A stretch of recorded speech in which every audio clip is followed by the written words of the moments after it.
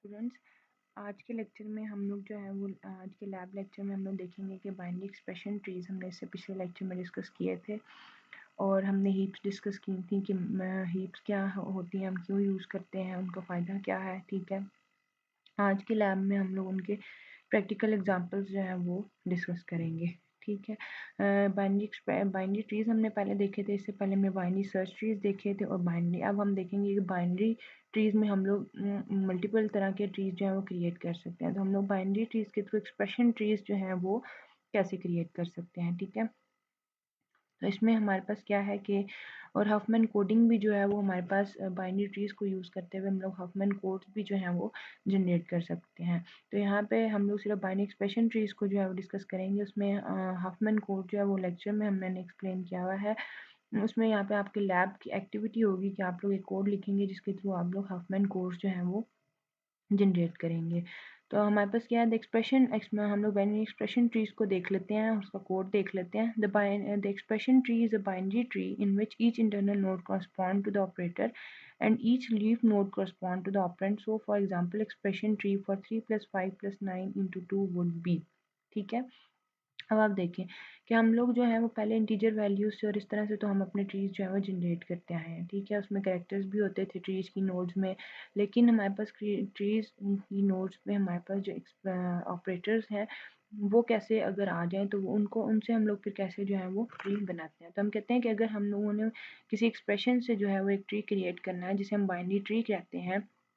और binary tree की आपको डेफिनेशन का पता है कि बाइनरी ट्री जो है उसमें हमारे पास क्या होता है कि उसमें हमारे पास क्या है कि उसमें आप जो है वो ये देखते हैं कि हमारा जो इन जितनी भी हमारी ट्रीज की इंटरनल नोड्स हैं उन पे हमारे पास क्या होते हैं, सारे के सारे जो है वो ऑपरेटर होते हैं और जितनी भी आपके पास लीफ नोड्स होती हैं उनमें हमारे पास ऑपरेंड मौजूद होते हैं। ठीक है, अब यहाँ पे हमारे पास एक एक्सप्रेशन मौजूद है जिसमें हमारे पास क्या है कि 3 + 5 + 9 × 2। ठीक है, अब अगर हमने इसका बाइनरी एक्सप्रेशन ट्री क्रिएट करना है तो फिर हम उसमें क्या करेंगे कि हम जो है वो स्टैग इसमें यूज़ करते हैं। ठीक है, स्टैग इसमें हम लोग यूज़ करते हैं तो उसमें हम क्या करते हैं कि अगर तो आपके पास ऑपरेंड आ जाता है तो आप उस ऑपरेंड को, अगर आपके पास ऑपरेटर जो है वो ऑपरेंड है तो आप उसको स्टैग में पुश कर देंगे। ठीक है, अगर वो आपके पास एक सिंगल नोड क्रिएट हो जाएगी, वो एक सिंगल नोड भी आपके पास एक सिंगल नोड ट्री होगा।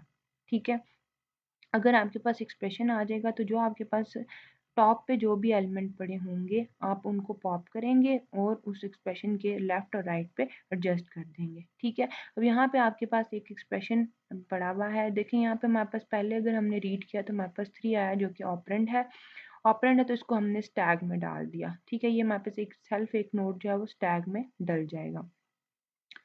उसके बाद हमारे पास क्या है कि अब यहाँ पे देखिए हमने जो रीडिंग स्टार्ट करनी है, अब जितने भी आपके ऑपरेंड है वो आपके पास सारे लीफ नोड्स पे मौजूद है। यहाँ पे आप डायग्राम में देख सकते हैं। अब देखिए यहाँ पे हम प्रायोरिटी वाइज भी चलते हैं कि जो हमारे पास ब्रैकेट्स हैं वो हमारे पास पहले सॉल्व होंगी।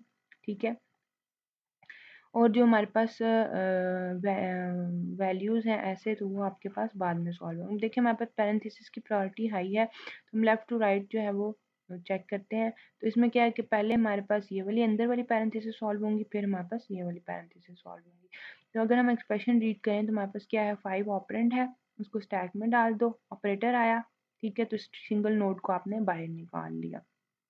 ठीक है, उसके बाद आपने क्या किया, फिर ऑपरेंड आया तो इसको भी आपने स्टैक के अंदर डाल दिया। अब आपके पास क्लोजिंग पैरेंथेसिस आ गई तो आपने क्या किया, आपने इसको पॉप किया और इसके राइट साइड पे ऐड कर दिया। इसी तरह स्टैटिक साइन जब आपके पास आएगा तो आपके पास ऑपरेटर है तो अब ये पूरा ट्री जो है वो आपने बाहर निकालना और उसके लेफ्ट पे ये ट्री क्रिएट कर देना। ठीक है, उसके बाद जो बाद में निकलेगा टॉप स्टैक के टॉप से वो आपके पास राइट पे आएगा। ठीक है, और जो पहले निकलेगा वो आपके पास जो है वो टैग के लेफ्ट पे आएगा। इसी तरह फिर आपके पास ये वाला ट्री जो है वो कम्प्लीटली आपने उसमें डाल दिया।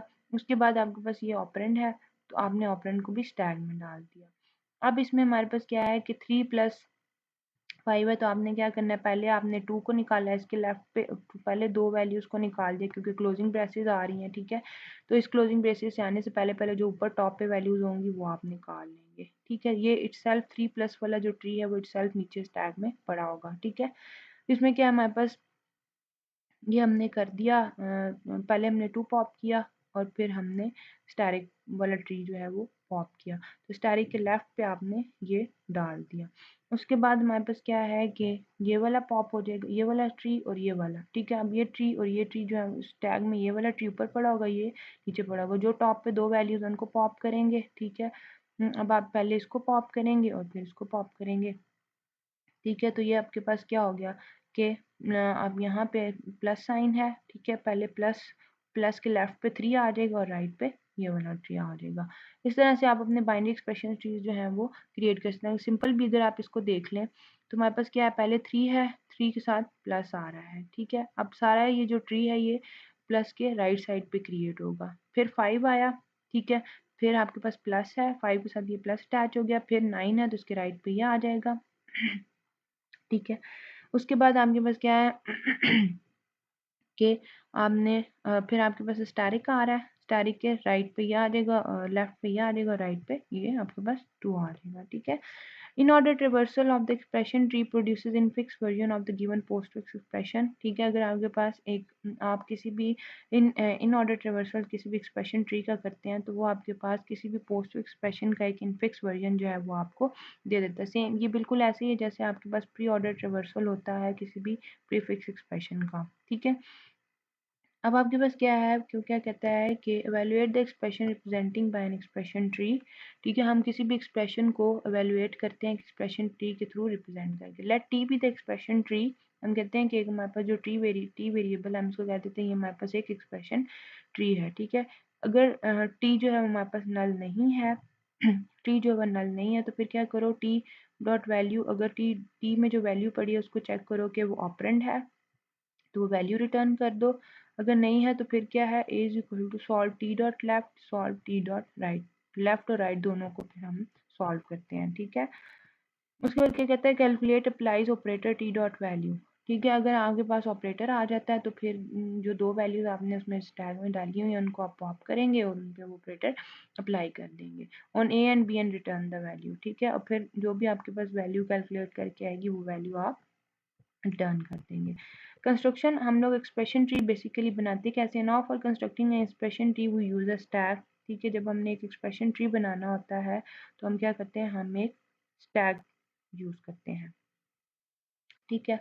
तो अब हमारे पास क्या है कि we loop through input expression and do following for every character. इससे पहले एक और बात कि जब हम इनफिक्स एक्सप्रेशन से ट्री क्रिएट करते हैं, जैसे हमने जो ऊपर वाली एग्जांपल अपनी डिस्कस की, तो इसमें बेसिकली देखें यहाँ पे क्या बात हो रही थी। यहाँ पे हमारे पास एक इनफिक्स एक्सप्रेशन है, ठीक है।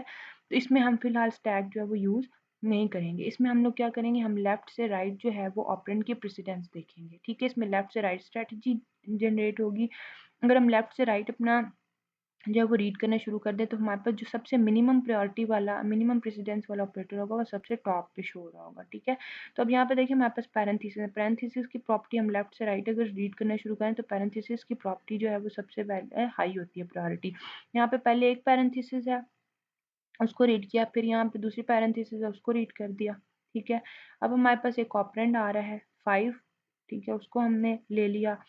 फिर हमारे पास प्लस ऑपरेटर आ रहा है, ठीक है। फिर हमने वो ले लिया और फिर हमारे पास एक 9 आ गया। अब हमारे पास क्या है कि अब हमारे पास यहाँ पे जब तक हम 5 और 9 जो है वो दोनों अपने ट्री नोड्स में डाल देंगे, ठीक है। प्लस को हमने ब्रैकेट्स को दोनों को हमने स्टैक पे डाल दिया। 5 ऑपरेंड आया उसको ट्री में इंक्लूड किया, प्लस साइन आया तो उसको स्टैक में डाला। फिर 9 आया तो उसको भी हमने ट्री में डाला। और यहाँ पे क्लोजिंग ब्रेसेस आ रही है तो फिर हम क्या करेंगे, अब क्लोजिंग ब्रेसेस हैं तो हम जब हम ट्री बनाते हैं या पोस्टफिक्स एक्सप्रेशन जब हमारा बन जाता है या हम सिंपल इसे ट्री कर जनरेट कर रहे हैं और हम ब्रैकेट्स नहीं चाहते तो हम क्या करते हैं, जब हमारे पास ये क्लोजिंग ब्रैकेट आ रही है हम इस ब्रैकेट को भी पॉप करेंगे और पहले 2 एलिमेंट टॉप से जो जब तक ये क्लोजिंग ब्रेसेस नहीं आती हम उसको पॉप करते रहेंगे, ठीक है। तो हम ट्री में इंक्लूड कर देंगे, हम इनको पॉप करेंगे और प्लस साइन जो है वो 5 और 9 के दरमियान में हम 5 और 9 जो 2 फ्रेंड्स हैं हमारे उन पे हम अपना ये प्लस साइन अप्लाई कर देंगे, ठीक है। उसके बाद हमारे पास नेक्स्ट जो है वो ये वाली ब्रेसेस आ रही हैं तो उसके बाद हमारा स्टारिक साइन आ रहा है, ठीक है। तो हमने स्टैटिक साइन रीड किया 5 प्लस 9 जो हमारे पास ये पहले से हमारे पास ट्री जनरेट हुआ है, ठीक है। उसके बाद क्या हुआ कि हमारे पास फिर हमारे पास एक ऑपरेंड आ रहा है, तो ये वाला ऑपरेटर जो है इस ऑपरेंड पे अप्लाई होगा। तो इसमें हमारे पास क्या है कि इस ऑपरेंड के राइट पे आपने 2 डाल देना, लेफ्ट पे आपने ये वाला ट्री डाल देना, ठीक है। उसके बाद अब हमारे पास ये प्लस वाली की बारी आ जाएगी। अब हम इसमें क्या है कि अब जब हमारे पास क्या बच जाएगा, 3 और प्लस बच जाएगा। तो हमारे पास ऑपरेंड है और यहाँ पे हमारे पास राइट साइड पे ये ट्री है, इसको हम इसके राइट पे लगाएंगे और इसको इसके लेफ्ट पे लगाएंगे, ठीक है। तो इस तरह से जो है वो हम अपना ट्री जो है वो सिंपल इनफिक्स एक्सप्रेशन से क्रिएट करते हैं। उसके बाद हमारे पास क्या है कि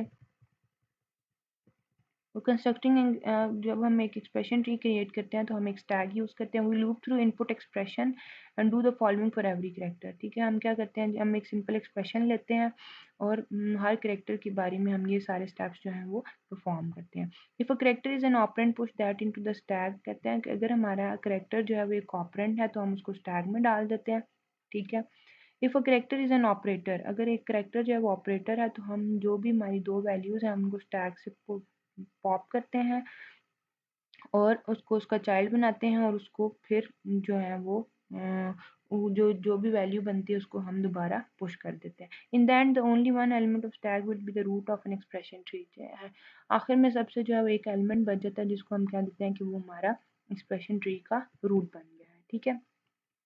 यहाँ पे हमारे पास एक कोड है C++ का, जिसमें हमने क्या किया है, एक्सप्रेशन ट्री जनरेट कर रहे हैं, जिसमें हमने स्ट्रक्चर लिया है ई टी के नाम से, जिसमें एक्सप्रेशन ट्री है। उसमें हमने फिर वैल्यू ले ली और हमने एक पॉइंटर ले लिया स्ट्रक्चर टाइप का, जिसमें लेफ्ट और राइट पॉइंट करेगा, ठीक है। ये हमारे पास एक फंक्शन है जो कि चेक करेगा कि सी जो है वो ऑपरेटर है, ठीक है। अगर तो वो ऑपरेटर है, if c is equal to plus और c is equal to minus और सी इज इक्वल टू, ये सब हमारे पास एक ही उसमें है, ठीक है। यहाँ पे हम इसको इफ की स्टेटमेंट के साथ ही डाल देते हैं, ठीक है। सी या तो प्लस है या माइनस है या स्टैरिक है या डिवीजन है या हमारे पास पावर का साइन है, ठीक है। इसमें से जो भी आपका ऑपरेटर है तो आपने ट्रू रिटर्न करना है, अगर ऑपरेटर है तो ट्रू रिटर्न कर दे, अदरवाइज फॉल्स रिटर्न कर दे, ठीक है। अब हमारे पास क्या है कि ये फंक्शन जो है ये हमारे पास क्या करेगा, ट्री का इन ऑर्डर रिवर्सल करेगा। इन ऑर्डर आपको बड़ी अच्छी तरह पता है कि हमने जो आपका ईटी या ऑब्जेक्ट पॉइंटर टाइप ऑब्जेक्ट बनाया है, ठीक है, उसने एक पॉइंटर वेरिएबल पास किया इस फंक्शन में, जो अगर वो कंपेयर करेगा कि अगर जो टी है हमारे पास ट्री, उसका लेफ्ट पहले देखेगा, फिर उसकी रूट की वैल्यू प्रिंट करेगी, फिर राइट। तो यहाँ पे हमारे पास इन ऑर्डर रिवर्सल में हम क्या करते थे कि पहले हम रूट से स्टार्ट करते थे, ठीक है, और उसका जो है वो हमारे पास लेफ्ट, फिर हमारे पास रूट वैल्यू प्रिंट होती थी और फिर राइट, ठीक है। अब यहाँ पे एक और फंक्शन है जो कि एक न्यू नोड जो है वो आपके ट्री के अंदर क्रिएट कर रहा है, ठीक है। तो उसने टेम्प वेरिएबल पॉइंटर टाइप का एक ले लिया है जिसमें ईटी जो है वो न्यू ईटी क्रिएट कर रहा है, ठीक है। पर टेम्प के लेफ्ट और राइट अगर नल है तो फिर टेम्प के वैल्यू में वी डाल देता है और टेम्प रिटर्न कर देता है, ठीक है। ये एक न्यू नोड क्रिएट कर रहा है। फिर क्या है, return root of constructor T for given postfix expression. अब क्या है कि वो क्या करता है कि ये वाला फंक्शन क्या करता है कि ट्री कंस्ट्रक्ट करता है, एक ट्री बनाता है, ठीक है, और उसकी रिटर्न रूट जो है वो एक पोस्टफिक्स एक्सप्रेशन के लिए वापस भेज देता है। अब यहाँ पे हमने स्टैक टाइप का ले लिया ई टी पॉइंटर स्टैरिक से एस टी के, जो भी हमारे पास पॉइंटर हम टेम्पलेट यूज़ कर रहे हैं तो उसमें हमारे पास क्या है, जो भी जिस तरह का भी पॉइंटर टाइप वेरिएबल आएगा वो उसको एक्सेप्ट कर लेगा। Reverse through every character of input expression. अब ये क्या है, ये जो लूप हमने लगाई ये हमारे पास जितने भी जो भी हमारा एक्सप्रेशन इनपुट आ रहा है उसके सारे के सारे कैरेक्टर्स को रिवर्स करेगा, ठीक है। For integer i is equal to 0, i is less than s t r len postfix i plus plus, ठीक है। वो आई से 0 से स्टार्ट करेगा और स्ट्रिंग पोस्ट फिक्स एक्सप्रेशन की जो भी लेंथ होगी वो उसके साथ कंपेयर करता चला जाएगा, ठीक है। कहता है अगर ऑपरेंड जो है, अगर if operand simply push in the stack, अगर सिंपली आपका जो इनपुट एक्सप्रेशन में वैल्यू है वो ऑपरेंड है तो आप क्या करें, उसको सिंपली स्टैक में पुश कर लें। अगर वो ऑपरेटर नहीं है तो आप पोस्ट फिक्स उस लोकेशन के ऊपर जो है वो आई जो है वो उसको अगर चेक करें कि अगर उस पोस्टफिक्स एक्सप्रेशन की उस इंडेक्स के ऊपर वो ऑपरेटर नहीं है तो आप क्या करें, एक न्यू नोड क्रिएट करें उस वैल्यू की इंडेक्स की और उसको टी में डाल दें और उस टी को आप स्टैक में पुश कर दें, ठीक है। वो एक इटसेल्फ, क्योंकि हमने कहा था कि जब एक सिंगल नोड भी क्रिएट हो जाती है तो वो इटसेल्फ भी ट्री बन जाता है, ठीक है। अगर तो आपके पास ऑपरेटर आ जाता है, ठीक है। तो आप न्यू नोड क्रिएट करें, ठीक है, और उस वैल्यू की ट्री में डालें, और जो टॉप पे जो 2 नोड्स आपकी स्टोर हैं स्टैक के टॉप पे, वो आप जो है वो रिमूव कर दें, ठीक है। st.top st.pop st.top st.pop ये 2 जो आपकी फर्स्ट 2 जो नोड्स आपके स्टैक के ऊपर स्टोर होंगी उनको पॉप करेगा। मेक देम चिल्ड्रन, ठीक है। एक को राइट चिल्ड्रन बना दें और एक को लेफ्ट चिल्ड्रन बना दें, ठीक है। जो आप पहले पॉप करेंगे वो राइट चिल्ड्रन हो जाएगा, जो बाद में पॉप करेंगे वो लेफ्ट चिल्ड्रन हो जाएगा। और इस जो आपका जो सब एक्सप्रेशन बना है उसको आप दोबारा स्टैक पे पुश कर देंगे। Only element will be root of expression tree, जब आपके पास एक एलिमेंट सिर्फ जो है वो ट्री का जो रह जाएगा वो आपके स्टैक के टॉप पे होगा, आप उसको पॉप करेंगे और एलिमेंट जो है वो रिटर्न कर देंगे, ठीक है। यहाँ पे फिर हमने एक मेन फंक्शन लिखा है, हमने कहा यहाँ पे हमारे पास एक पोस्टफिक्स एक्सप्रेशन है जिसे हमने जो है वो ट्री क्रिएट करना है। यहाँ पे हमने स्ट्रक्चर का जो है वो एक्सप्रेशन ट्री स्ट्रक्चर का एक पॉइंटर ले लिया है, जिसमें हम क्या कर रहे हैं कि कंस्ट्रक्ट ट्री का फंक्शन कॉल कर रहे हैं और पोस्टफिक्स भेज रहे हैं उसको, ठीक है। अब इसको क्या कहता है कि हमने प्रिंट किस फॉर्म में कराना है, इसको इनफिक्स एक्सप्रेशन की फॉर्म में, ठीक है। तो ये क्या करेगा, इन ऑर्डर रिवर्सल इसका परफॉर्म कर देगा, तो हमारे पास जो ट्री है ये आपके पास इनफिक्स फॉर्म में आपके पास आ जाएगा। अगर हम इसका कोड रन करके देखें, जो कि हमारे पास यहाँ पे है, ठीक है, यहाँ पे हमने कोड इसका लिखा है कि सेम यही कोड है जिसमें हमने क्या किया, एक स्ट्रक्चर ले लिया, ठीक है, एक्सप्रेशन ट्री नोड हमने क्रिएट करा है, फिर उसके बाद हम ऑपरेटर चेक करें, तो ऑपरेटर के थ्रू क्या आपके पास ऑपरेटर है, फिर हम उसको इन ऑर्डर ट्रावर्सल परफॉर्म कर रहे हैं, ठीक है। तो utility function new node create कर रहा है, उसके बाद आपके ये ट्री जो पोस्ट एक्सप्रेशन लेके ट्री कंस्ट्रक्ट करेगा, ठीक है, उसके राइट लेफ्ट पे फिर जो है वैल्यूज ऐड होंगी, और इस तरह से फिर आप जो है अगर प्रिंट कराना चाहते हैं, तो आप अगर इनफिक्स फॉर्म उसकी प्रिंट करवाना चाहते हैं, तो आप जो है वो सिंपली इसको हम रन करके देख लेते हैं कि हमारे पास किस तरह से जो वैल्यू है वो आ जाएगी। अब आप देखें, आपने जो उसको पोस्टफिक्स एक्सप्रेशन दिया था वो हमारे पास क्या हो गया, इनफिक्स एक्सप्रेशन की फॉर्म में आ गया, क्योंकि पहले ट्री जनरेट हुआ है इस पोस्टफिक्स एक्सप्रेशन से और फिर ही आपके पास ये वैल्यू आई है।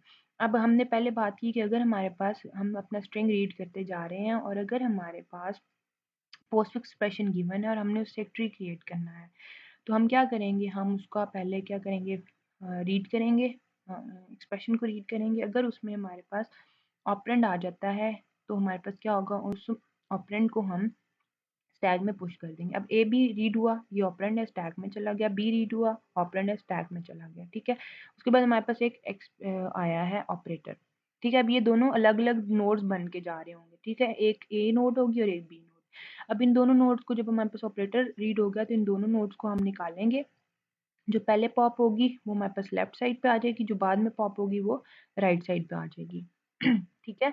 पहले पॉप होने का मतलब ये है कि देखें ए हमारे पास पहले गया था तो ये T1 होगा, बी हमारे पास बाद में गया था तो ये T2 होगा, ठीक है।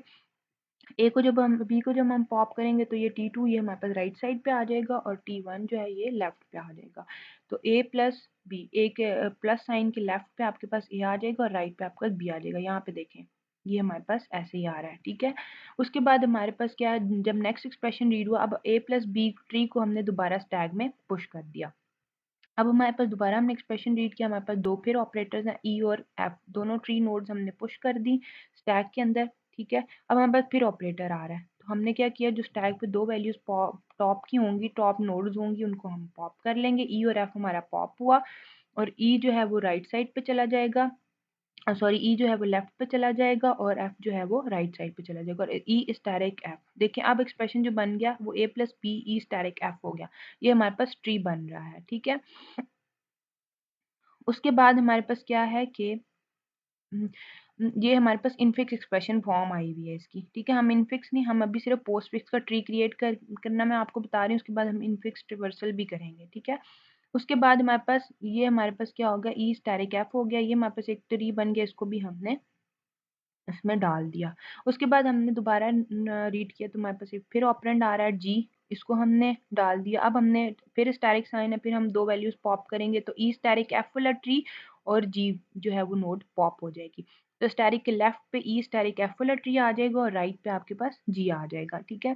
फिर हमारे पास ऑपरेटर है, ये वाला ट्री हमने कंप्लीट फिर नोड स्टैक में पुश कर दिया, फिर हमारे पास एक ऑपरेटर आ रहा है तो अब हम दोनों को नोट कर लेंगे। A+B वाला जो ट्री था उसको भी हम पॉप कर लेंगे और E स्टैरिक F और स्टैरिक G वाला जो था उसको भी हमने कर लिया। तो माइनस आपका सबसे ऊपर आ जाएगा, ठीक है। माइनस आपका रूट नोड पे होगा, उसके बाद आपके पास क्या आ जाएगा, उसके बाद आपके पास राइट साइड पे जो है वो आपके पास ई स्टैरिक एफ आ जाएगा, स्टैरिक जी वाला ट्री आ जाएगा और लेफ्ट पे आपके पास ए प्लस बी वाला ट्री आ जाएगा, ठीक है। अगर आप इन ऑर्डर रिवर्सल करेंगे तो हमारे पास, हम रूट से अगर लेफ्ट साइड पे आना शुरू करेंगे तो हमारे पास पहले लेफ्ट ए प्रिंट होगा, फिर उसका लेफ्ट है, फिर रूट नोड प्रिंट होगा, फिर प्लस प्रिंट होगा, फिर राइट प्रिंट बी प्रिंट होगा, फिर उसके बाद आपके पास रूट नोड प्रिंट होगा, क्योंकि उसका लेफ्ट कंप्लीट हो गया तो हमारे पास रूट में माइनस है तो माइनस प्रिंट हो जाएगा। फिर उसके बाद हमारे पास क्या आ रहा है, फिर हमारे पास, हम लेफ्ट में रूट नोड के लेफ्ट पे जाएंगे तो हमारे पास क्या है, ई स्टैरिक एफ स्टैरिक जी है, ठीक है। तो हमारे पास क्या होगा, ई प्रिंट होगा, फिर स्टैरिक, फिर एफ, फिर स्टैरिक और फिर जी। तो इस तरह से हमारे पास जो, अगर हम इन फिक्स एक्सप्रेशन उसका इन फिक्स रिवर्सल करेंगे तो हमारे पास जो है वो इस तरह से प्रिंट होगा। आप इस एक्सप्रेशन को, जो आपने पोस्ट फिक्स एक्सप्रेशन से एक ट्री जनरेट किया है, आप इसका प्री ऑर्डर रिवर्सल भी कर सकते हैं, ठीक है। तो इस तरह से हम अपने ट्रीज जो हैं वो एक्सप्रेशंस के थ्रू जनरेट करते हैं। अच्छा, उसके बाद हमारे पास नेक्स्ट जो टॉपिक है वो हमने डिस्कस किया था हीप का, ठीक है। हमारे पास क्या है कि, को हम ऊपर कर लेते हैं थोड़ा सा। अच्छा, उसके बाद हमारे पास नेक्स्ट क्या है कि हमने कहा था कि हम हीप्स जो हैं वो क्यों यूज करते हैं, ठीक है। हीप डाटा स्ट्रक्चर हम क्यों यूज करते हैं। अच्छा, उसके बाद हमारे पास क्या, हीप क्या है, हीप क्यों यूज किए जाते हैं। Queues are standard mechanism for ordering task on first come first serve basis, ठीक है। क्यूज का तो हमें पता है कि हमारे पास एक स्टैंडर्ड मैकेनिज्म है जिसमें हमारे पास जो टास्क पहले आएगा वो पहले परफॉर्म हो जाएगा, क्योंकि हम क्यू हमने डिस्कस किया था कि दो साइड से ओपन होता है, फ्रंट और रेयर साइड होता है। फ्रंट से वो रिमूव होता जाता है, एंड से वो ऐड होता जाता है। जो पहले आता है वो पहले सर्व हो जाता है, ठीक है। मतलब पहले आने से मुराद ये है कि जो पहले आया वही पहले बाहर भी जाएगा, ठीक है।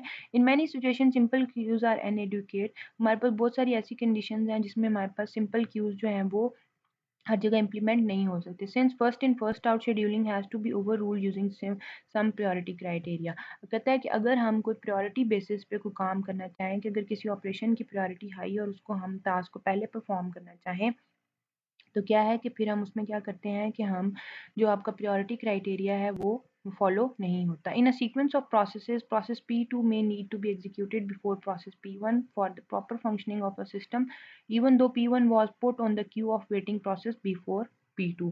कहता है कि अगर हम प्रोसेसेस को सीक्वेंस में जो है वो प्रोसेस करना है, ठीक, अगर हम प्रोसेसेस को सीक्वेंस में देखें, ठीक है, तो हम कहते हैं कि अगर हमारे पास P2 जो है वो हो सकता है P1 से पहले उसने एग्जीक्यूट होना हो, ठीक है।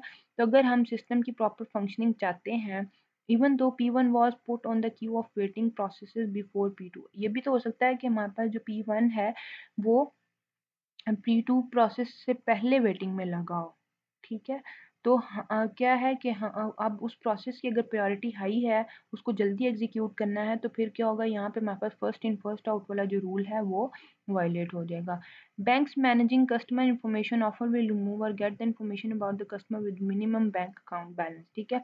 अब हम बैंक की एग्जांपल लें तो बैंक जो मैनेज कर रहे होते हैं कस्टमर इन्फॉर्मेशन को, वो क्या करते हैं, remove or get the information about the customer with the minimum bank account balance. उसमें क्या होता है कि उनका भी होता है कि वो उस इन्फॉर्मेशन कस्टमर की या तो लेते हैं, या हो सकता है उस कस्टमर की इन्फॉर्मेशन को रिमूव भी कर सकते हैं, जल्दी से रिमूव कर लेंगे कि जिसके पास बैंक अकाउंट बैलेंस जो है वो कम होगा, ठीक है। इसी तरह अगर आप शेयर प्रिंटर क्यू की मिसाल लें, ठीक है। In shared printer queue list of printer jobs must get next job with the highest priority and higher priority jobs always print before lower priority jobs, ठीक है। अब इसमें क्या है हमारे पास कि अगर हम प्रिंटर क्यू की एग्जांपल लेते हैं, तो कहते हैं कि हमारे पास जब हमने कुछ भी शेयर प्रिंटर होता है तो उसमें एक क्यू लिस्ट जो है वो प्रिंटिंग जॉब्स की जनरेट हो जाती है, जिसमें क्या है कि उसमें क्या है कि जो भी जॉब जिसकी हाईएस्ट प्रायोरिटी है, ठीक है, वो पहले एग्जीक्यूट हो जाती है और लोअर प्रायोरिटी जॉब से। अब लोअर प्रायोरिटी में क्या है, बाज़ औक़ात ऐसा हो सकता है कि हम ऐसे एग्जांपल भी ले सकते हैं कि अगर हमारे पास एक प्रिंटिंग जॉब है जिसमें हमने 100 पेजेस प्रिंट करने हैं और एक है जिसमें हमने सिर्फ 2 पेजेस प्रिंट करने हैं, ठीक है। तो जिस पे टाइम कम लगेगा वो ज़्यादा हायर प्रायोरिटी पे आ जाएगी, ठीक है। तो इस तरह से हमारे पास हम उसको पहले प्रिंट कर लेते हैं। In situation like these a modified queue or priority queue is needed in which elements are dequeued according to their priority and their current queue position. अब ऐसी सिचुएशन की जैसे बैंक मैनेजिंग या प्रिंटर जिसमें हमारे पास प्रायोरिटी के basis पे हमने जॉब्स को हैंडल करना हो, ठीक है। तो उसमें क्या है कि हम क्यू को मॉडिफाई करते हैं जिसे हम कहते हैं प्रायोरिटी क्यू, और उसमें क्या है कि हम एलिमेंट्स को क्यू से जो है उनकी प्रायोरिटी के बेसिस पे निकालते हैं, ठीक है, and their current queue positions. The problem with the priority queue is in finding an efficient implementation which allow relatively fast enqueuing and dequeuing. अब जो प्रायोरिटी क्यू के साथ हमारे पास मेन प्रॉब्लम है वो ये है कि हम किस तरह से एफिशिएंटली अपने प्रायोरिटी क्यू को इम्प्लीमेंट कर सकें ताकि हम जल्दी से वैल्यू जो है वो क्यू के अंदर डाल भी लें और फ़ौरन से वैल्यू हम डी क्यू भी कर लें जैसे ही हमारे पास हायर प्रायोरिटी या लो प्रायोरिटी जॉब को हमने जो है वो देखना हो, ठीक है। Since elements may arrive randomly to the queue, there is no guarantee that the front element will be the most likely to dequeued and the element put at the end will be the last candidate for the dequeuing, ठीक है। अब कहता है कि अगर हमारे पास elements जो है वो रैंडमली क्यू के अंदर आए तो ये हम गारंटी नहीं कर सकते कि जो पहला एलिमेंट हमारे पास डी क्यू होने जा रहा है वो वही एलिमेंट है, ठीक है, जो हमें एग्जैक्टली जो है वो चाहिए, ठीक है। And that the element put at the end will be the last candidate for D Q, और जो एलिमेंट आखिर में पड़ा हुआ है उसको हमने मस्ट आखिर में निकालना है। तो इस केस में क्या होगी कि सिचुएशन जो है वो आपके पास बहुत ज़्यादा मुश्किल हो जाएगी, ठीक है। The situation is complicated because a wide spectrum of possible priority criteria can be use in different cases. अब इसमें क्या है कि इस तरह तो सिचुएशन जो है हमें कुछ समझ नहीं आएगी और हम कंफ्यूज हो जाएंगे। तो इसमें क्या है कि एक आपके पास प्रायोरिटी क्राइटेरिया होना चाहिए जो डिफरेंट सिचुएशंस पे apply. Consider an example of printer, अगर हम प्रिंटर की एग्जांपल लेते हैं। If the 3 jobs have been submitted to print, हम कहते हैं कि लेट्स सपोज हमारे पास 3 जॉब्स हैं जो कि हमने प्रिंटिंग के लिए सबमिट की हैं। The job have size 100, 10, 1 page. The average waiting time for FIFO service, क्या है कि अगर हमारे पास 3 जॉब्स आई हैं और हर जॉब का साइज हमने देखा है, एक का 100 है, एक का 10 है और एक का 1, मतलब एक जॉब में 100 पेजेस प्रिंट करने हैं, एक में 10 है और एक में 1 पेज। तो इसमें क्या है कि अगर एक प्रिंटर है जिसमें हमारे पास 3 प्रिंटर के लिए जॉब्स आई हैं जिसमें एक एक जो है उसमें अगर एक डॉक्यूमेंट 100 पेजेस का है वो प्रिंट करना है, अगर एक 10 का है वो प्रिंट करना है और एक 1 पेज का है वो प्रिंट करना है, ठीक है। तो हम फीफो सर्विस के लिए अगर waiting time average waiting time निकालें तो क्या होगा, पहले 100 में वो प्रिंट होगा, फिर 110 पे वो और 111 पे जो है वो थर्ड जॉब, ठीक है। हम टाइम निकाल रहे हैं ना कि फर्स्ट 100 मिनट के बाद सेकंड, तो ये 110 बन जाएगा, फिर 111। तो अगर हम 3 जॉब्स हैं टोटल, तो अगर हम एवरेज वेटिंग टाइम दें तो 107 time units and average waiting time for shortest job first, ठीक है। तो अब हमारे पास क्या है कि अगर हम कहते हैं कि एवरेज वेटिंग टाइम जो है वो यूनिट में अगर हम निकालें तो हमारे पास क्या है 107 टाइम्स निकलेगा, ठीक है। अगर हम शॉर्टेस्ट जॉब फर्स्ट, जिसका मतलब जो जॉब शॉर्टेस्ट है उसका अगर हम निकालें तो क्या है, पहले जिसने एक पेज प्रिंट कराना है, ठीक है, वो, फिर 1 + 10 ये 11 हो जाएगा, ठीक है। अगर शॉर्टेस्ट जॉब के हवाले से अगर हम स्टार्ट करें तो इसमें हमारे पास क्या है 100 है, तो ये हमारे पास 11 + 1 12 हो जाएगा, तो ये टोटल 112। तो ये देखिए हमारे पास अगर शॉर्टेस्ट जॉब से पहले हम स्टार्ट करें तो इस तरह से हमारा जो टाइम है वो कम होगा, क्योंकि पहली जॉब है उसने सिर्फ एक पेज हो सकता है वो 1 मिनट में कंप्लीट हो जाए। नेक्स्ट के 10 पेजेस हैं तो 1 प्लस ये 10 के बाद 11th मिनट जो हो सकता है 11 मिनट पे शुरू मतलब कंप्लीट हो जाए, ठीक है। तो हमारे पास ये 11 + 12, तो ये हमारे पास 100 मिनट्स लेगी, तो हो सकता है ये टोटल 112 मिनट्स ले। तो हमारे पास ये क्या है, तीनों जॉब जो है 41 टाइम यूनिट में कंप्लीट हो जाएंगी, ठीक है। तो इसलिए हम क्या कहते हैं कि हमारे पास so a heap is an excellent way to implement a priority queue, ठीक है। अब हम कहते हैं कि जो हीप है हमारे पास वो हमारे पास एक एक्सीलेंट तरीका है कि हम प्रायोरिटी क्यू को इम्प्लीमेंट करें। Queue as a binary heap is a complete or almost complete binary which satisfies the heap ordering property, ठीक है। हीप क्या है, हमारे पास एक एक्सीलेंट तरीका है प्रायोरिटी क्यू को इम्प्लीमेंट करने का जिसमें हम प्रायोरिटी क्यू को एज बाइनरी हीप इम्प्लीमेंट करते हैं, ठीक है। हम इसे कहते हैं कि ये हमारे पास एक complete almost complete binary tree है जो कि हीप ऑर्डर प्रॉपर्टी को सेटिस्फाई करता है। तो ordering can be one of two types, ordering जो है वो आपके पास दो तरह की भी हो सकती है, min heap property, min heap या max heap. Min heap property क्या है, the value of each node is greater than equal to the value of its parent. Simple इसमें क्या है कि जो भी आपकी पेरेंट की वैल्यू होगी उसके चाइल्ड की वैल्यू पेरेंट की वैल्यू से बड़े होंगे, ठीक है। With the minimum value element at the root and max heap each node is smaller than its parent node, ठीक है। मिनिमम हीप में क्या है कि आपके पास जो भी पेरेंट नोड पे वैल्यू होगी वो आपके पास चाइल्ड नोड से स्मॉलेस्ट होगी, लेकिन मैक्स हीप में क्या है कि जो पेरेंट नोड पे वैल्यू होगी, ठीक है, वो आपके पास ग्रेटर होगी, ठीक है। अब इसमें हमारे पास क्या है कि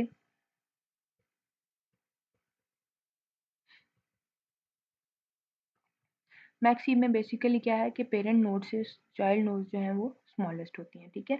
उसके बाद heap has the following properties, the value of each node is not less than the value stored in each of its children, ठीक है। पहली प्रॉपर्टी क्या है कि जो भी वैल्यू हर नोड पे स्टोर होगी वो the value of each node is not less than the value stored in each of its children, ठीक है। अगर हम मिन हीप की बात करते हैं तो उसमें हमारे अब यहाँ पे देखें वो क्या बात कर रहा है कि जो भी आपकी हर नोड पे वैल्यू होगी वो आपके जितनी भी चिल्ड्रन की वैल्यू जितने भी चिल्ड्रंस पे जो भी वैल्यू स्टोर होंगी उससे कम नहीं होगी, ठीक है। तो ये आपके पास मैक्स हीप की प्रॉपर्टी बता रहा है। The tree is an almost complete binary tree, tree जो है वो आपका ऑलमोस्ट कंप्लीट बाइनरी होगा। These two properties define a max heap, ये जो हमारे पास प्रॉपर्टीज हैं ये हमारे पास क्या करिए मैक्स हीप को डिफाइन करती हैं। If less in the first property is replace with greater, ठीक है। अगर पहली प्रॉपर्टी में आपकी वैल्यू लेस होगी तो वो ग्रेटर से रिप्लेस हो जाएगी। देन द डेफिनेशन स्पेसिफाइज अ मिन हीप, जो हमने फर्स्ट उसमें जो उसने हमें जो है वो डेफिनेशन दी है उसमें क्या है कि आपकी जो चिल्ड्रन नोड पे जो रूट नोड पे वैल्यू होगी वो चिल्ड्रन नोड से लेस नहीं होगी, तो ये हमारे पास मैक्स हीप होगी। अगर हमारे पास वैल्यू लेस होगी तो हम उसको ग्रेटर से रिप्लेस कर देंगे, ठीक है। तो उसमें हमारे पास क्या है कि मैक्स हीप हो जाएगा। अगर हम उस ग्रेटर वैल्यू को लेस से जो है वो रिप्लेस कर देंगे तो वो मिन हीप हो जाएगा, ठीक है। Heap is generally preferred for priority की implementation by array list because provide better performance as method get highest priority, ठीक है। प्रायोरिटी की उसको जनरली जो है वो हम लोग इम्प्लीमेंट करते हैं यूजिंग एरे लिस्ट, क्योंकि ये हमारे पास एक अच्छी जो है वो परफॉर्मेंस देती है। हम गेट हाईएस्ट प्रायोरिटी का जब हम फंक्शन कॉल करते हैं तो इसमें क्या है कि हम उस एलिमेंट को एक्सेस कर लेते हैं जो कि हाईएस्ट प्रायोरिटी पे है, मतलब आपका जो भी एलिमेंट हाईएस्ट प्रायोरिटी पे यानी रूट वाला जो एलिमेंट है वो आपको पहले मिल जाता है, क्योंकि जब हम यहाँ में हीप से हम वैल्यूज डिलीट करें तो हम रूट से डिलीट करते हैं, तो ये आपके पास ऑर्डर 1 टाइम लेता है, ठीक है, कॉन्स्टेंट टाइम लेता है।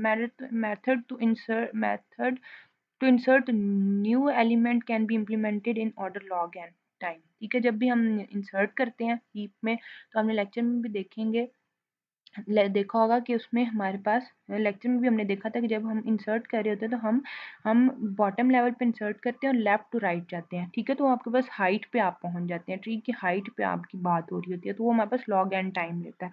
And delete highest priority can be implemented in order log n time, ठीक है। अगर हम हाईएस्ट प्रायोरिटी वाला डिलीट करते हैं तो वो भी आपके पास लॉग एन टाइम लेगा, ठीक है। अब कहते हैं हमारे पास प्रायोरिटी क्यू की एप्लीकेशंस क्या क्या हैं। ये सीपीयू शेड्यूलिंग में यूज होता है, ठीक है। ग्राफ एल्गोरिदम जैसे digester shortest path algorithm Prim's minimum spanning tree, ये सब जो है इन सब में हमारे पास जो प्रायोरिटी क्यू यूज होता है।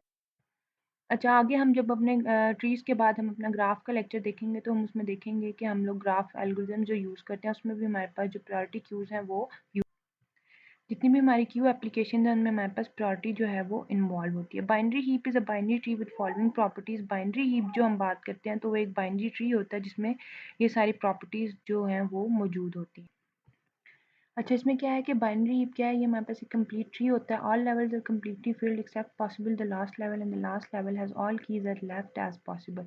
This property of binary heap makes them suitable to stored in an array, ठीक है। कंप्लीट बाइनरी ट्री क्या है कि जितने भी आपके लेवल्स हैं वो कंप्लीटली फिल्ड हों, लेकिन उसमें ये भी हो सकता है कि आपको जो लास्ट लेवल है उसमें आपके पास सारी की सारी अगर कीज़ मौजूद नहीं है या कुछ अगर बीच में नहीं है तो ये क्या एक्सेप्टेबली है कि वो एज लेफ्ट एज पॉसिबल होना चाहिए, जितना पॉसिबल हो सकता है वो लेफ्ट पे एडजस्टेड हो, ठीक है। ताकि हम लोग जो ये जो प्रॉपर्टी है बाइनरी हीप की है तब सुटेबल होती है कि हम जब इसको एरे में हमने स्टोर करना होता है, ठीक है। बाइनरी हीप इज इधर मिन हीप और मैक्स हीप। बाइनरी हीप आपका या तो मिन हीप हो सकता है या मैक्स हीप हो सकता है। In a min binary heap the key at root must be minimum among all keys present in binary heap, जो भी आपकी वैल्यू रूट पे प्रेजेंट होगी वो आपकी जितनी भी आपकी बाइनरी हीप के अंदर जो वैल्यूज़ हैं वो आपके उससे जो है वो मिनिमम वैल्यू से मिनिमम होगी, ठीक है। The same property must be recursively true for all nodes in binary tree. Max binary heap is similar to min heap. Max binary heap में क्या है कि आपके रूट नोड पे जो भी वैल्यू है वो आपके पास जितने भी बाइनरी हीप के अंदर नोड्स हैं उनसे लार्जेस्ट होगी, और मिन हीप में क्या है कि आपके रूट नोड पे जो भी वैल्यू होगी वो हीप के अंदर जितनी भी वैल्यूज हैं उनसे स्मॉलेस्ट होगी, ठीक है। मिन हीप एग्जांपल क्या है, यहाँ पे हमारे पास ये एग्जांपल है जो मिन हीप जो है हमारे पास क्रिएटेड है। इसमें हमारे पास क्या है कि 13, 14, 16, 19, 21, 19, 68, 65, 26, 32, 31, ठीक है। अब यहाँ पे देखें हमारे पास जो रूट नोड पे वैल्यू है वो हमारे पास हीप के अंदर जितनी भी वैल्यूज हैं उनसे मिनिमम वैल्यू है, ये हमारे पास मिन हीप है। इस तरह फिर हम इसके लेफ्ट पे अगर नीचे आ जाए तो इन ये अपने दोनों चाइल्ड से ये वैल्यू भी छोटी है, ठीक है। फिर 16 पे आ जाए तो ये अपने दोनों चाइल्ड से छोटी है। इसलिए ये पूरी की पूरी जो हमने एक हीप क्रिएट की हुई है इसमें हमारे पास मेन हीप की जो प्रॉपर्टी है वो सेटिस्फाई हो रही है, ठीक है। बाइनरी हीप की प्रॉपर्टी जो है वो सेटिस्फाई हो रही है। अब बाइनरी हीप को हम रिप्रेजेंट कैसे करते हैं, एक एलिमेंट जो है हमारे पास एक पोजीशन आई पे होता है अरे के अंदर, ठीक है। लेफ्ट चाइल्ड कैसे पता चलता है, लेफ्ट आई का लेफ्ट चाइल्ड क्या है वो पोजीशन 2i पे होगा। राइट चाइल्ड जो है वो किस पोजीशन पे होगा, 2i+1 पे होगा। और parent of i at position, यहाँ पे हमारे पास फ्लोर है, ठीक है। यहाँ पे हमारे पास जो हम यहाँ पे इसमें सिंबल इंसर्ट कर देते हैं, ये फ्लोर का सिंबल है, ठीक है। और यहाँ पर भी फ्लोर सिंबल है कि हम फ्लोर वैल्यू ले लेते हैं कि आई जो है वो हमारे पास लेट सपोज अगर 2 पे है तो 2/2 1, तो इसका मतलब है इसका पेरेंट जो है वो 1 हो जाएगा। तो इस तरह से हम अपने हीप के अंदर जो है वो parent, right child, left child जो है वो फाइंड आउट करते हैं। यहाँ पे देखिए मैंने ग्राफ के अंदर जो है वो शो भी करा दिया हुआ है कि हम लोग लेफ्ट चाइल्ड कैसे फाइंड आउट करते हैं, राइट कैसे फाइंड आउट करते हैं और पेरेंट कैसे फाइंड आउट करते हैं, ठीक है। लेट सपोज आई जो है वो हमारा ये 4 है, ठीक है। तो 4 का हमारे पास अगर हमने लेफ्ट चाइल्ड फाइंड आउट करना है तो 4 इंटू 2 8 हो जाएगा, ठीक है। इसी तरह 4 का अगर राइट चाइल्ड फाइंड आउट करना है तो 4 इंटू 2 प्लस 1 9 हो जाएगा। 4 इंटू 2 8 प्लस 1 9, ठीक है। इसका राइट चाइल्ड जो है वो 9 पे होगा। इसी तरह अगर हमने उसका पेरेंट फाइंड आउट करना है तो 4 divided by 2 2, 2 divided by 2 divided 4 divided by 2 2 2 आ जाएगा। तो ये आपका बी जो है वो इसका पेरेंट हो जाएगा। अगर आप डायग्राम में भी देखें तो हमने क्या किया था, हमने कहा था 4, जो डी है इसका राइट चाइल्ड क्या बनेगा, सॉरी लेफ्ट चाइल्ड क्या बनेगा, एच बनेगा, और राइट चाइल्ड क्या बनेगा, आई बनेगा, और इसका डी का पेरेंट क्या है, पी। तो यहाँ पे देखिए हमारे पास डी का पेरेंट जो इंडेक्स I2 पे है वो आपके पास डी का पेरेंट है। डी का लेफ्ट जो है वो हमारे पास 8 पे है, ठीक है। और डी का राइट पे जो है राइट चाइल्ड जो है वो इंडेक्स अरे में 9 पे है, ठीक है। इसी तरह हमारे पास यहाँ पे एक कोड है जिसमें हमारे पास हमने मिन हीप का ही कोड लिखा हुआ है। Write a program to insert and delete data from a heap while maintaining its properties, ठीक है। हीप जब भी आपने क्रिएट करनी है तो आपने उसकी मिन हीप क्रिएट करनी है तो मिन हीप की प्रॉपर्टी का ख्याल रखना है कि हर नोड के ऊपर जो भी रूट नोड की वैल्यू है, पेरेंट की वैल्यू है, वो आपके चाइल्ड से हमेशा मिनिमम होनी चाहिए, ठीक है। मैक्स हीप के केस में जो भी चाइल्ड पेरेंट की नोड की वैल्यू होगी वो आपके चाइल्ड से हमेशा मैक्सिमम होगी, ठीक है। अब क्या है यहाँ पे हमारे पास बाइनरी हीप ऑपरेशन है जिसमें हमारे पास हमने इंटीजर को स्वैप करना है, ठीक है। मिन हीप है तो हमने एक क्लास क्रिएट किया है, एक अरे क्रिएट कर लिया, हीप टाइप की हीप की एक अरे पॉइंटर टाइप अरे क्रिएट की है, ठीक है। उसमें हमने कैपेसिटी दे दिया कि आपकी मिन हीप की पॉसिबल मैक्सिमम साइज़ क्या है। उसके बाद आपने हीप साइज़ दे दिया है कि कितने करंटली हीप के अंदर कितने एलिमेंट्स मौजूद हैं। फिर आपने मिन हीप क्लास का एक कंस्ट्रक्टर क्रिएट किया जिसमें आपने कैपेसिटी पास की है। फिर to heapify subtree with the root at given index. अब हीपीफाई क्या है कि जब आप हीप बिल्ड कर रहे हैं बेसिकली ये उसको ले रहा है, ठीक है। तो आप i/2 से स्टार्ट करेंगे, ठीक है। आप लीफ लेवल से बिल्कुल स्टार्ट नहीं करेंगे, आप i/2 से स्टार्ट कर रहे हैं तो इसलिए जो है वो हमारे पास ये बता रहा है, ठीक है। उसके बाद हमारे पास क्या है कि लेफ्ट और लेफ्ट आप कैसे निकालेंगे वो, और राइट कैसे निकालेंगे वो आपके पास बता रहा है, ठीक है। अब यहाँ पे देखें, यहाँ पे अगर आप i-1 से स्टार्ट करें तो 0-2 जो है वो i-0-1 -1 डिवाइड बाई 2। अब यहाँ पे अगर वो आपके पास i जो इंडेक्स जो है वो आप 0 से स्टार्ट करते हैं तो ये उसमें आपके उस केस में आपके पास 2 इंटू i+1, ठीक है। To get index of right child node at index i, ठीक है। अब आपके पास अगर आई 0 है 2 इंटू 0 प्लस 2, ठीक है, तो आपके पास 2 आ जाएगा। आई 0 है तो 0 + 1 ये 1 से, स्टार्ट कर देगा, ठीक है। तो extract the root which is the minimum element, लेकिन अच्छा ये होता है कि आप जो है वो इंडेक्स जो है वो अपना 1 से स्टार्ट कर लें। अगर 1 से स्टार्ट करेंगे तो आपके पास क्या हो जाएगा, i माइनस 1 नहीं करना पड़ेगा, i direct i divided by 2 हो जाएगा, ठीक है। उसके बाद हमारे पास क्या है कि हम अगर मिनिमम एलिमेंट लेना चाहते हैं तो हम एक्सट्रैक्ट मिन का फंक्शन कॉल कर लेंगे। अगर की वैल्यू को हम किसी इंडेक्स पे किसी वैल्यू को जो है वो डिक्रीज़ करना चाहते हैं तो हम डिक्रीज़ भी कर सकते हैं ताकि उसकी प्रायोरिटी हाई कर हो जाए और वो ऊपर चली जाए। मिनिमम अगर करेंगे तो ज़ाहिर है वो ऊपर सबसे रूट में जाएगी, ठीक है, या जो उसकी पॉसिबल लोकेशन होगी उस पे वो चली जाएगी। उसके बाद मिनिमम की है, मिन हीप से आपकी जो भी मिनिमम की है वो ऑब्वियस है कि रूट नोड पे होगी, 0 इंडेक्स पे होगी। अगर आप 0 से स्टार्ट करें, अदरवाइज़ इंडेक्स 1 से स्टार्ट करेंगे तो इंडेक्स 1 पे पड़ी होगी। जो भी इंडेक्स आई पे वैल्यू है वो आप डिलीट करना चाहते हैं वो आप कर सकते हैं। न्यू जो आपने की है वो इंसर्ट कर सकते हैं, ठीक है। फिर ये हमने फंक्शन को इम्प्लीमेंट किया हुआ है कि मिन हीप का कंस्ट्रक्टर कॉल किया हुआ है। फिर आप न्यू की इंसर्ट कर सकते हैं। अगर हीप साइज़ कैपेसिटी इक्वल नहीं है तो फिर आप इंसर्शन कर सकते हैं, अगर वो है तो फिर आप ज़ाहिर है वो फुल आपको देगा। यहाँ पे आपके पास मीन हीप की प्रायोरिटी चेक प्रॉपर्टी चेक हो रही है कि कहीं पेरेंट में वैल्यू जो है वो ग्रेटर तो नहीं है लेफ़्ट राइट से, ठीक है। फिर उसके बाद आप ये की डिक्रीज़ का फंक्शन कॉल कर सकते हैं। इसी तरह आप मीन हीप से मिनिमम एलिमेंट को रिमूव कर सकते हैं, ठीक है। उसके बाद मिनिमम वैल्यू को आप हीप में स्टोर करना चाहें तो कर सकते हैं और रिमूव भी कर सकते हैं। इसी तरह आपने कोई वैल्यू डिलीट करनी है तो आप कर सकते हैं। ये हमारे पास स्वैपिंग का फंक्शन है कि जब हम एलिमेंट्स को अगर स्वैप करेंगे तो हम किस तरह से करेंगे। यहाँ पे मिन हीप में हमने जो है वो एलिमेंट एच जो है वो 11 किया कि हमारा जो साइज़ है वो यहाँ पे मिन हीप फंक्शन हमने कॉल किया और साइज़ हमने 11 पास कर दिया, ठीक है। यहाँ पे हमने कीज़ इंसर्ट की हैं, यहाँ पे हमने एक्सट्रैक्ट मिन का फंक्शन कॉल किया, गेट मिन, डिक्रीज़ की और गेट मिन। डिक्रीज़ की का मतलब ये है हमारे पास ये आई वैल्यू है, इसको डिक्रीज़ कर दो बाय 1, तो ये हमारे पास वैल्यू क्या आनी चाहिए 1। तो इस कोड को हम रन करके देख लेते हैं कि ये हमारे पास कैसे आउटपुट शो करता है। यहाँ पर ये जो हमने कोड लिखा हुआ है यहाँ पर हम इसको रन करके देख लेते हैं। यहाँ पर क्या है कि देखिए यहाँ पे सिंपल वो क्या कर रहा है कि आपने क्योंकि आपने जो इंसर्ट है वो आप इंसर्ट करते चले गए हैं लेकिन आपने वैल्यूज जो है इंसर्शन के बाद डिस्प्ले नहीं कराई हुई, ठीक है।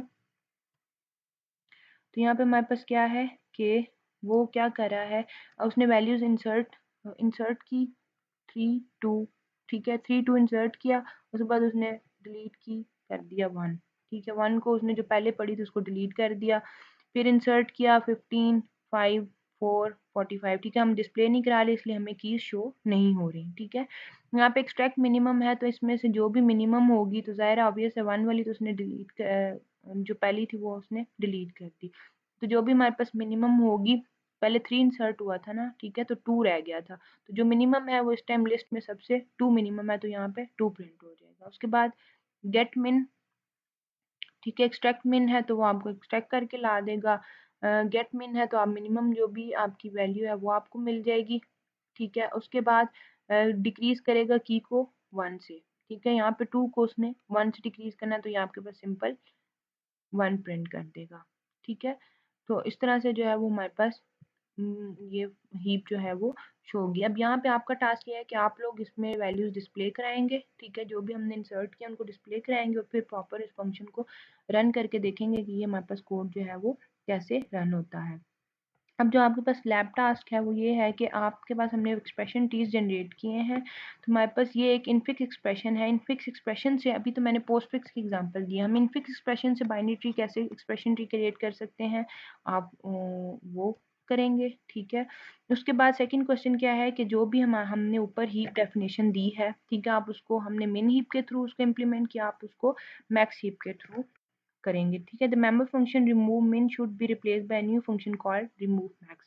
सिंपल इसमें क्या है कि आपने मैक्स हीप से इसको रिप्लेस करना है, तो जो आपने रिमूव मिन किया है उसमें आप उस फंक्शन को रिमूव मैक्स से रिप्लेस कर देंगे। आप इसमें आप क्या करेंगे, बिट द हफमैन कोड जो कि हमने लेक्चर में डिस्कस किया था कि हम वेरिएबल साइज कोड कैसे जो है वो जनरेट करते हैं, तो आप इसमें क्या करेंगे कि आप एक Huffman code build a Huffman coding tree and determine the code for the following set of letters and weights, ठीक है। हमने यहाँ पे लेटर्स भी दिए हैं और कौन सा लेटर कितनी फ्रिक्वेंसी पे आ रहा है, वो कितनी बार एक टेक्स्ट के अंदर आ रहा है, ठीक है, वो भी हमने दिया हुआ है। आपने सिंपल जो है वो एक हाफमैन कोड ट्री बनाना है और इन एलिमेंट्स के लिए जो है वो कोड्स जनरेट करते हैं इनके वेट्स के अकॉर्डिंग। ठीक है, यहाँ पर हमारा जो वो हीप का टॉपिक है वो कंप्लीट हो चुका है। इंशाल्लाह नेक्स्ट लेक्चर में हम लोग अपना एक नया डाटा स्ट्रक्चर जो है वो स्टार्ट करेंगे। Thank you so much.